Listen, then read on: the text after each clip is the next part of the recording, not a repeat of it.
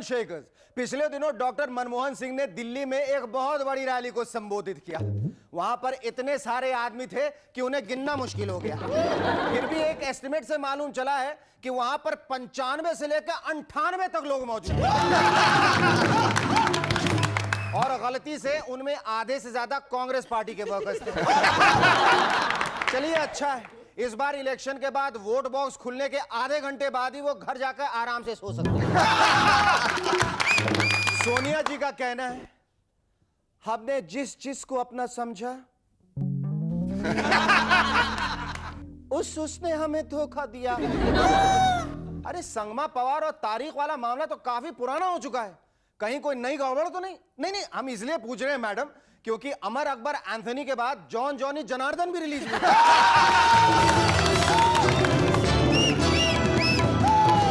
Our guest tonight are theatre personality and singer Sharan Prabhakar and child model Ipsita Uppa. But before that, give a big round of applause to Shahrukhi and the Rubber Band. Thank you.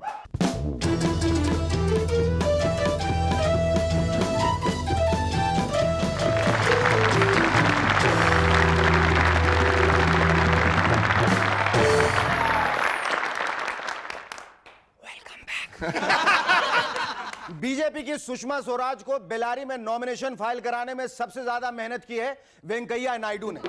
उन्होंने इस चक्कर में रात के 1 बजे सुषमा जी को जगाया, फिर 2 बजे कुशाभाई ठाकरे जी को, 3 बजे अडवाणी जी को, 3:30 बजे वाजपेयी जी को। अरे यार, मेरी तो समझ में नहीं आता कि नायडू जी आदमी है या फिर चलती फिरती अलार्म क्लॉक। सुषमा स्वराज जी ने कहा है कि वो 6 महीने बाद कन्नड़ में भाषण देंगे, और कांग्रेस के सेशन साहब ने कहा है कि वो 6 महीने बाद गुजराती में भाषण देंगे। बहरहाल गिल साहब ने अपनी पावर दिखाते हुए कहा, कोई भी 6 महीने बाद भाषण नहीं देगा, और अगर भाषण होगा तो नेक्स्ट इलेक्शन में, और वो होगा 1 साल बाद। कांग्रेस पार्टी के वेटरन लीडर नारायण दत्त तिवारी ने सोनिया जी के फॉरेन इश्यू को डिफेंड करते हुए कहा कि सीता और गांधारी भी तो फॉरेनर्स थी। इस पर कुछ पार्टियों का कहना है, चलिए हम ये मान भी ले कि वो फॉरेनर्स थी, पर प्राइम मिनिस्टर कैंडिडेट तो नहीं थी भाई। दिल्ली के तिहाड़ जेल के जेलर ने फांसी वाले कैदी से पूछा, बताओ तुम्हारी आखिरी ख्वाहिश क्या है? इस पर कैदी ने कहा, मैं अगला इलेक्शन लड़ना चाहता हूं। जेलर साहब ने उसकी अपील रिजेक्ट करते हुए कहा, सॉरी, यही ख्वाहिश बताकर पहले से ही कई कैदी मंत्री बन चुके हैं। पिछले दिनों दिल्ली में मनमोहन सिंह जी पत्रकारों को कांग्रेस के इलेक्शन मैनिफेस्टो के बारे में बता रहे थे। इतने में सोनिया जी वहां आ गई और सारे जर्नलिस्ट उनके पास चले गए। फिर भी मनमोहन सिंह जी अकेले में एक आदमी को इलेक्शन मैनिफेस्टो के बारे में बताए चले जा रहे हैं। इस पर उसने कहा, सर बस कीजिए, बस कीजिए, मैं उस प्रेस का नहीं हूं जिसका आप मुझे समझ रहे हैं, मैं तो उस प्रेस का हूं जहां आपका इलेक्शन मैनिफेस्टो प्रिंट हुआ था। एक पत्रकार ने जब लालू जी से पूछा कि सर, अगर कोई आपकी पार्टी छोड़कर विरोधी दल ज्वाइन कर ले तो उसे आप क्या कहेंगे? गद्दार। उसको हम गद्दार कहूंगा। और अगर कोई विरोधी दल छोड़कर आपकी पार्टी में शामिल हो जाए तो? अब ये तो हृदय परिवर्तन ना हुआ। पार्टी ज्वाइन करने की बात से मुझे याद आया कि जब किसी और पार्टी का नेता बीजेपी ज्वाइन करता है तो वाजपेयी जी उसे खुश हो के जलेबी खिलाते हैं। सुना है इन जलेबियों को बीजेपी के जनरल सेक्रेटरी वेंकैया नायडू पकाते हैं खुद अपने हाथों से। अब जब नायडू जी सिर्फ जलेबियां ही पकाते हैं तो जाहिर है वाजपेयी जी जलेबियां ही खिला सकते हैं, रबड़ी तो खिलाने से रहे। नेपाल के प्रधानमंत्री श्री कृष्ण प्रसाद भट्टाराय जी का कहना है कि वो नेपाल की शक्ल 3 दिन में चमका डाले। 6 हफ्तों वाली क्रीम तो सुनी थी, लेकिन 3 दिन वाली, यानी कि जरूर कोई बहुत अच्छी क्रीम होगी। शेखर कपूर जी की फिल्म एलिजाबेथ के सीन कट जाने से उनसे ज्यादा अफसोस लालू जी को हुआ। इस पर उन्होंने एक को बताया, हमसे बिलवा ने फोन पर कहा था कि एलिजाबेथ को जरूर देखिएगा, मनोरंजन से भरपूर है। और अब हम सुना है कि संसरवा ने पूरा मनोरंजन ही काटा, फिर भी हम इस फिल्म को जरूर देखूंगा। मनोरंजन न सही, कम से कम अंग्रेजी तो इम्प्रूव होगी भाई। पर लालू जी अब अंग्रेजी इंप्रूव करके क्या करेंगे? बक भोड़ बाप, तब नहीं समझता कि लालू के साथ अब मुलायम नहीं सोनिया भाई। कांग्रेस पार्टी के टीएन सेशन बीजेपी के अडवाणी जी से चुनाव लड़ेंगे। इस बारे में बीजेपी का कहना है कि 4-4 सेशन मिलकर एक अडवाणी जी को नहीं हरा सकते। इस पर सेशन जी का कहना है कि जो पार्टी लोकसभा के 2 सेशन नहीं झेल सकती, वो 4-4 सेशन से कैसे लड़ सकती है? मुलायम जी ने अपने एक रीसेंट भाषण में कहा है कि जितना दूध गोमती नदी में बहाया गया था, उससे ज्यादा दूध हम अपनी सरकार आने के बाद आपको लौटा देंगे। इस भाषण को साइड में खड़ी खड़ी 2 भैंसी भी सुन रही है। सुनकर दोनों कंफ्यूज हो गए। सुन रही, इतना दूध देना तो बहुत मुश्किल हो जाएगा। वो धत पगली इतना भी नहीं समझती, ये इलेक्शन स्पीच है। पर सुन तो भैंस मत कर, दूध दे। हरियाणा के अंदर अभी कुछ दिनों पहले इलेक्शन के टिकट कुछ इस तरह से बांटे जा रहे थे। थारे पे कितने केस हैं? जी 10। ये ले एडवांस में एमएलए का टिकट। हाँ जी, थारे पे कितने केस है? जी 20। ये ले अपना एमपी का टिकट। और हाँ जी, थारे पे कितने केस है? जी 50। ओ तो उधर खड़े होके क्या कर रहे हो? आड़े आकर टिकट बांटो ना, बावली पूछ। Our first guest on Movers and Shakers tonight is one of India's most high-profile stage performers with a unique voice and immense talent. She's all set to woo the audience once again with her rendition of Evita. Ladies and gentlemen, please welcome Sharon Prabhakar.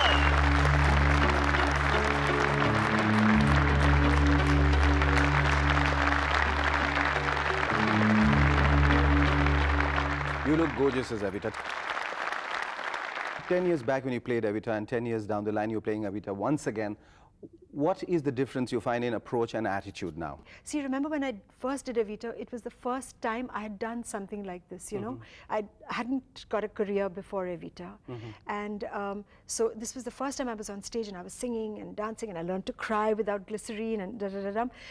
Now I think I'll be able to do even the crying effortlessly. Sharon, tell us a little more about Eva Perón. She was a young nightclub artist who decided her initial ambition was to make it to the capital of Argentina. She says, "Wahan tak main chali jaun, I'll be okay." She used a lot of people to get there. And then once she got there and became a star as a radio artist and a television person and a film star, she said, why don't I go for broke and become the first lady of this country? Very Can you ambitious imagine lady. that? And she was also going to go for vice presidency when cancer struck her. Tell me, Sharon, what do you attribute the resurgence of Evita to? I mean, like Madonna has just played Evita. Has that got anything to do with you playing Evita for the second time? You won't believe it, when I heard that Madonna was doing Evita and then Meryl Streep was in the picture and blah, blah, blah, I almost, and I do regret not having sent a letter to the director saying, what about me? Sharon, besides doing theatre, you're also an established pop singer. We're going to take a short break, after which we'll talk more about your music and singing career, and also about your famous, infamous ad-mad husband, Alec Padamsee, and also about your future plans. मैं सब कुछ वापस ले आती हूँ. पूरी की पूरी एविटा वापस आ जाती है. बिल्कुल. उसी तरह से. Absolutely. So जब Costume में. Yes. So when my husband says, bread किधर है? I don't know where the bread is. You know. So. फिर वो नहीं कहते हैं, you're not so well bred. No, he doesn't say that. He just says, cut the crap and get the bread. अच्छा, Sharon, tell me, जो लोग होते हैं, वो अक्सर उनकी महबूबा उनकी शायरी होती है, लेकिन अलग की जो महबूबा है शायरी नहीं, शायरन. और वो शायरन को उन्होंने इशारों में पटा लिया. वो कह रहे थे, you people met during the Evita when you were singing Don't Cry for Me or Argentina. Absolutely. He was on the show and he kept saying, Evita, don't cry for me. Yes, she said, and I said, no, I will. You know, I was going through this interview of yours where you have said that I was terrified of Alec when I first met him.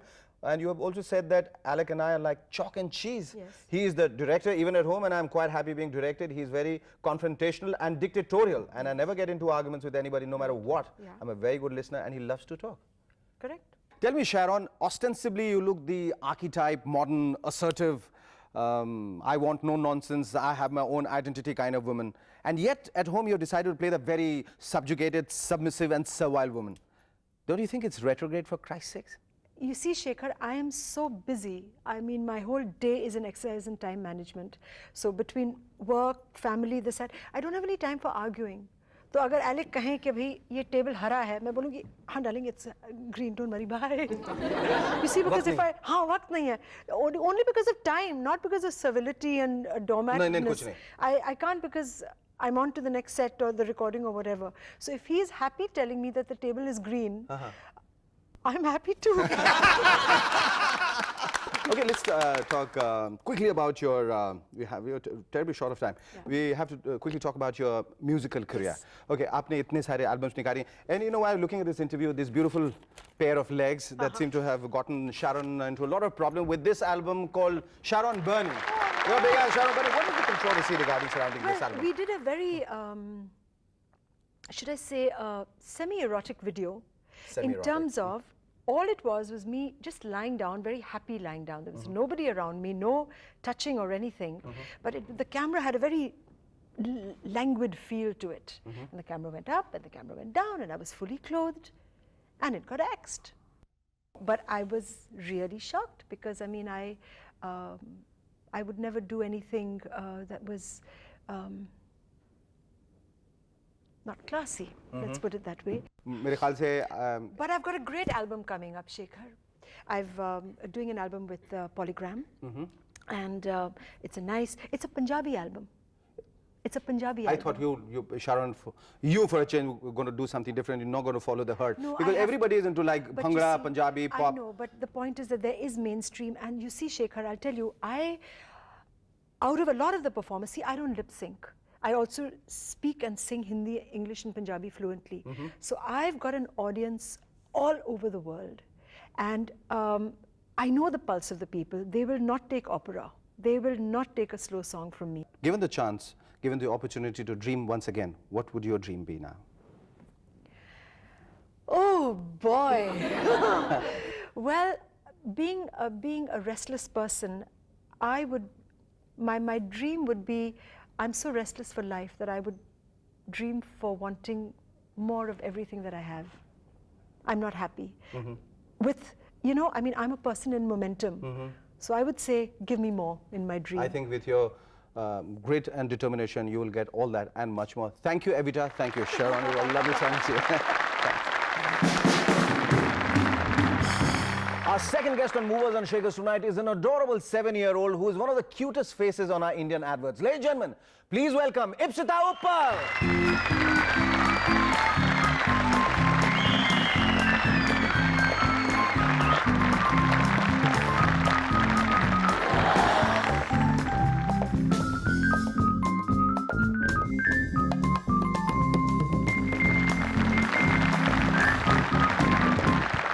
ये बताओ, तुम इतनी छोटी सी हो, 7 साल की 7 साल की, और तुमने इतने सारे एड्स किए। हाँ। तो किसने तुम्हें कहा था कि एड्स करो? मेरी मम्मी, जब मैं बहुत छोटी थी। इससे भी छोटी थी? हाँ। इससे कोई थोड़ी छोटा होता है ज्यादा। जब मैं इससे भी 4 साल की थी तभी। अच्छा, 4 साल की थी। अभी 7 साल की हो। हाँ। जब 4 साल की थी, हाँ, तब 4 साल में क्या हुआ था, बताओ? जब मैं 4 साल की थी तभी मैंने इस एड्स करना स्टार्ट किया था। हाँ, किससे तुमने शुरुआत की थी? पहला ऐड कौन सा था? वर्लपूल। वर्लपूल। क्या करना था उसमें? 1 2 1 2 करना था। बस? तो बड़ी होकर क्या बनना चाहती हो तुम? ये सब कर रही हो, बहुत बड़ी मॉडल बनना चाहती हो, या शारोन की तरह सिंगर बनना चाहती हो, या एक्ट्रेस बनना चाहती हो? क्या बनना? मैं बड़े होकर टीचर बनना चाहती हूँ। टीचर? हाँ। और लोगों को क्या सिखाओगी टीचर बन के, कि बड़े होकर मॉडल बना करो? तो तब जो मेरी मिस ने सिखाया है। अच्छा, जब आप स्कूल जाती हैं तो आपके जो दोस्त आपसे मिलते हैं वो आपको ज़्यादा प्यार करते हैं क्योंकि आप एक मॉडल हैं और बड़े-बड़े एड्स करती हैं? वैसे कुछ नहीं है। ऐसा कुछ नहीं होता, खास ध्यान नहीं मिलता, खास अटेंशन, ज़्यादा अटेंशन नहीं मिलता है। लेकिन आज हम लोग ट्रिप में गए थे। हाँ। थाने दर्शन में। अच्छा। तभी हम लोग ओपन लेक में कहाँ गार्डन में बैठे थे सब लोग। Only 3rd standard. अच्छा, ओनली 3rd तो हमारी पीई सर सब गाना वाना हमारे सब कुछ बता रहे थे। अच्छा। तो मैं गाना, सब लोग मेरे थोड़े फ्रेंड्स भी आए गाना सब करने के लिए। अच्छा अच्छा। हाँ। जब लोग जा रहे थे तब अचानक हमारे सर ने बोला अब ना, ये अभी एक मेरे को बुलाया कि तुम अभी एक ऐड करके दिखाओ। ओह अच्छा। उनको मालूम था क्योंकि मैंने उनको सब लोगों को बोला। तो मैंने आज रिवाइज का किया, रिवाइव का। तो सब लोग चिल्लाने लगे नहीं नहीं नहीं तुम मैगी करो। मैगी। हाँ, मैंने बोला मैं मैगी नहीं कर सकती। क्यों? क्योंकि उधर एक मेरे जो ऐड था उसके अंदर एक भैया भी था और एक आंटी भी थी। तो कौन बन सकता था? सही बात, सही बात है। तुम्हें ऐसे स्टफ टॉयज बहुत पसंद है? हाँ। तो आपके लिए एक सरप्राइज है, हम भी आपके लिए एक बहुत ही खूबसूरत सा स्टफ टॉय लाए हैं, देखिए। Just like you, right? So thank you. अब ये बताओ, ये जो तुमने फिल्म की जो संजय दत्त के साथ और चंद्रचूड़ सिंह के साथ और महिमा चौधरी के, तुम्हें कैसा लगा? इतने बड़े बड़े स्टार्स के साथ तुम काम कर रही थी। बहुत अच्छा लगा। बहुत अच्छा लगा। इनमें से, इन तीनों में से तुम्हें सबसे ज्यादा कौन पसंद है? महिमा चौधरी। महिमा चौधरी क्यों? लड़की, उसे लड़की पसंद, लड़का नहीं? चंद्रचूड़ सिंह भी अच्छा लगा। अच्छा लगा। और संजय दत्त? संजय दत्त मेरे को उससे बहुत डर लगता है। लेकिन फिर एक दिन मैं शूट के लिए जाई थी, वो खड़ा हुआ था, तो मेरी मम्मी ने बोली वो तुमसे बहुत डर, उसे तुमसे बहुत डर लगता है। तो संजय दत्त अंकल बोलते बाप रे, उसे मेरे से डर लगता है? नहीं बाबा, मैं उससे डरता हूँ। और किसी फिल्म में काम किया आपने? अभी करने वाली हूँ। कौन सी फिल्म में? बादल। बादल? कौन कौन है उसमें? अभी उसमें बॉबी देओल की छोटी बहन। तुम बनोगी? हाँ, जब भी उनका बचपन होएगा। अच्छा, तब वही मैं कह रहा था कि बॉबी देओल की छोटी बहन तुम कैसे बनोगी? हाँ? तो तुमने अब तय कर लिया कि अभी तुम बड़े होके टीचर ही बनोगी, ये सब मॉडलिंग फिल्म अभी कर रही हो, पर बाद में ये सब छोड़ दोगी? बाद में भी मॉडलिंग कर लूंगी। तुमने मुझे कंफ्यूज कर दिया ना। पहले तुमने कहा कि तुम टीचर बनना चाहते हो, हाँ। अभी कह रही हो कि तुम मॉडल भी बनोगी, बट टीचर बनोगे साथ में मॉडलिंग करोगे। हाँ। ये बहुत बढ़िया कॉम्बिनेशन है, मैंने आज तक नहीं सुना। Thank you Ipsita. हम चाहते हैं कि तुम बड़ी होके टीचर भी बनो, मॉडल भी बनो, एक्ट्रेस भी बनो, और कुछ भी बीच में ध्यान आ जाए वो भी बन जाए। Okay, thank you.